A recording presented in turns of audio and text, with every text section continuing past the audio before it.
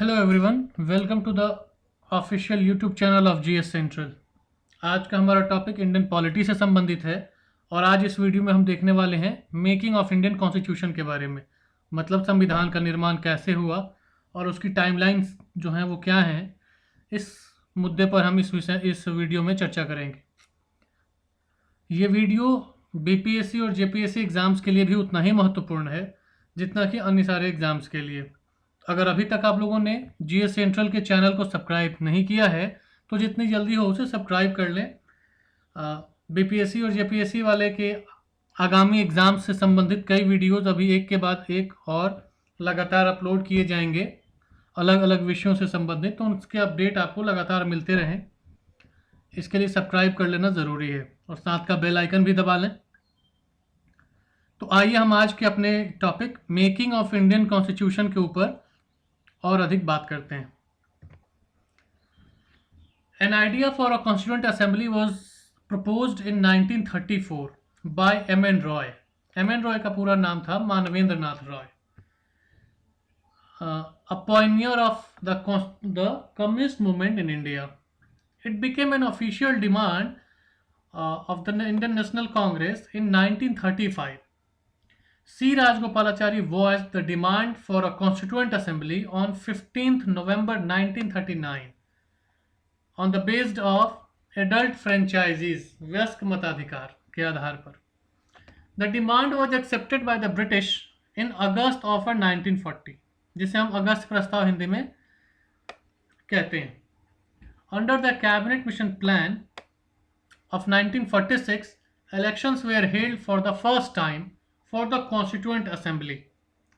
The members of the Constituent Assembly were elected by the provincial assemblies by a single transferable vote system of a proportional representation. One member for 10 lakh people, मतलब 10 लाख की आबादी पर एक प्रतिनिधि का निर्वाचन होना था संविधान सभा के लिए.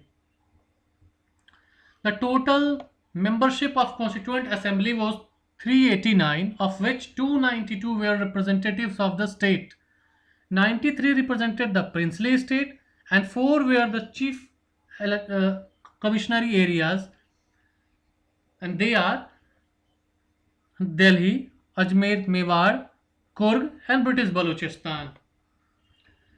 तो ये याद रखने वाली भी बात है, कई एग्जाम्स में ये पूछा गया है कि 292 सदस्य जो थे वो ब्रिटिश राज्यों से निर्वाचित हुए थे, 93 सदस्य जो थे वो देशी राज्यों के द्वारा मनोनीत थे और 4 और सदस्य जो थे वो कमिश्नरी क्षेत्रों के द्वारा मनोनीत किए गए थे. The elections were completed by August 1946. Congress won 208 seats and the Muslim League 73 seats. After this election, the Muslim League refused to cooperate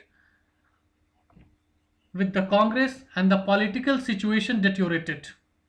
Hindu-Muslim riot began and the Muslim League demanded a separate constituent assembly for Muslim in India.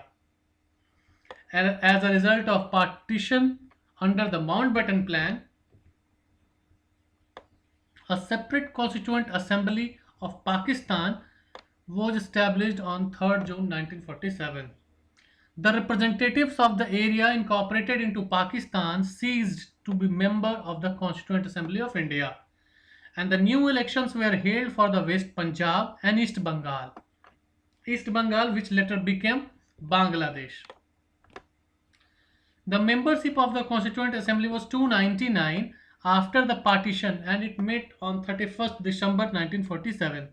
ये याद रखने वाली बात है कि जब India का partition हुआ तो कॉन्स्टिट्यूएंट असेंबली का भी पार्टीशन हुआ था और संविधान सभा के विभाजन के बाद इंडियन कॉन्स्टिट्यूएंट असेंबली में सदस्यों की संख्या कम होकर 299 रह गई थी.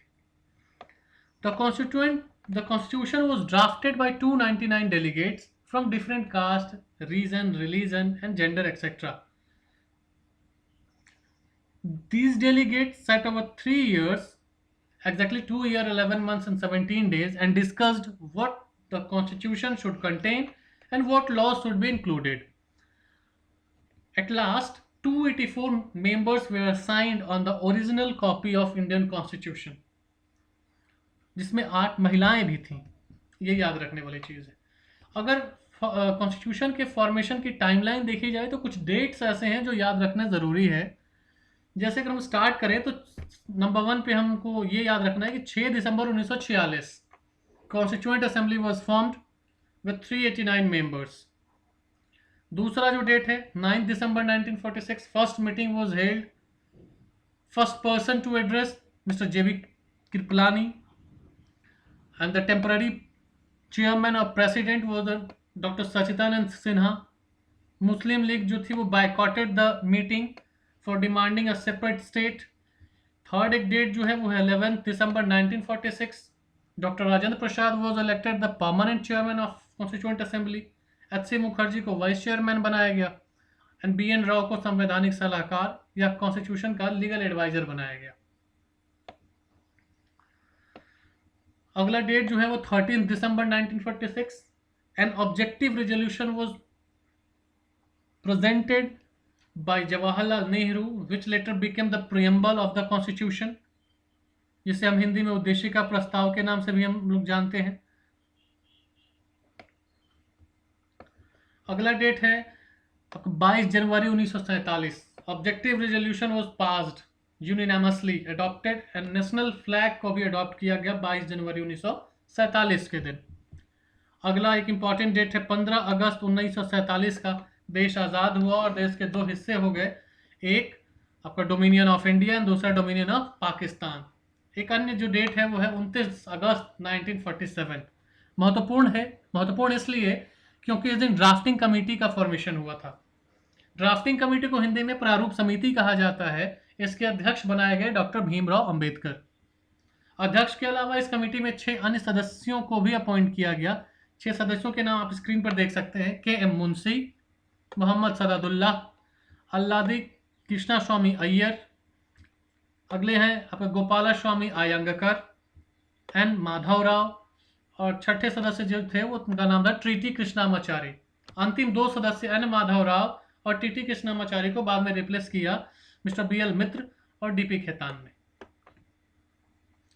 अगला जो महत्वपूर्ण हमें याद रखना है डेट वो है 26 नवंबर 1949 constitution of India passed and adopted by the assembly. अगला एक डेट है 24 जनवरी 1950 last meeting of constituent assembly. Constitution of India all signed and accepted with 395 articles, 8 schedules and 22 parts। ये याद रखना बहुत ज़रूरी है कि मूल संविधान में 395 अनुच्छेद, 8 अनुसूचियां और 22 भाग थे। अगला एक महत्वपूर्ण जो डेट है वो है 26 जनवरी 1950 constitution of India came into force. It took 2 years 11 months and 18 days exactly at a total expenditure of rupees 6.4 million. एक अन्य महत्वपूर्ण फैक्ट ये भी याद रखना है कि Ganesh Vasudev Mavalankar was the first speaker when the meeting the assembly of Lok Sabha after turning Republic. आइए संविधान सभा में जो कमेटियां बनाई गई थी उनके बारे में थोड़ी जानते हैं। Committees of constituent assembly. The constituent assembly appointed of a total 22 committees. ये नंबर जरूर याद रखें, कुल 22 कमिटी जो थी वो बनाई गई थी to deal with different task of constitution making. Out of these 8 were major committees. 8 उसमें जो थी वो मुख्य कमिटियां थी and other were minor committees. उनमें से कुछ महत्वपूर्ण कमिटीज का नाम आपको स्क्रीन पे दिखाई भी दे रहा होगा। जैसे सबसे महत्वपूर्ण जो कमिटी है वो ड्राफ्टिंग कमिटी थी जिसके अध्यक्ष डॉक्टर भीमराव अंबेडकर को बनाया गया था। दूसरा यूनियन पावर कमेटी जिसके अध्यक्ष जवाहरलाल नेहरू थे। यूनियन कॉन्स्टिट्यूशन कमेटी जिसके अध्यक्ष फिर से जवाहरलाल नेहरू बनाए गए थे। प्रोविंशियल कॉन्स्टिट्यूशन कमेटी जिसके अध्यक्ष वल्लभ भाई पटेल को बनाया गया था। Advisory committee on fundamental rights, minorities and tribal and excluded areas, इसका अध्यक्ष भी वल्लभ भाई पटेल को ही बनाया गया था। इसके अलावे अन्य कई कमेटियां थी। हमने ऊपर में भी देखा कि कुल 22 कमेटियों को बनाया गया था अलग अलग कार्यों को कंप्लीट करने के लिए। इन कमेटियों ने अलग अलग संविधान के अलग अलग हिस्सों के ऊपर रिसर्च किया है, बनाया है और लिखा है और फिर उसको कंप्लीट किया है।